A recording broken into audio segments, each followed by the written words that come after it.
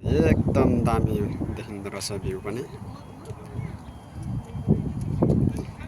यहाँ हामी भिडियो बनाउने क्रममा हाम्रो नेपाली दाइ भेट्नु भएको छ। उहाँले पनि भिडियो बनाउँदै हुनुहुन्छ टिकटकमा हाल्नको लागि। हाम्रो ऋषि मास्टर एकदम क्यामेराम्यान छ है।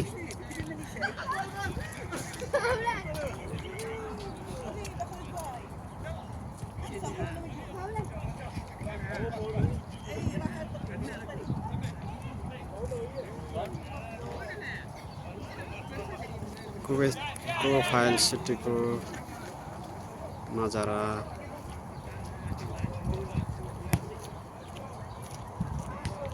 बजारमा बस्नु चाहिँ एकदम रमाइलो हुने रहेछ भन्ने मेरो अनुमान लाग्यो है।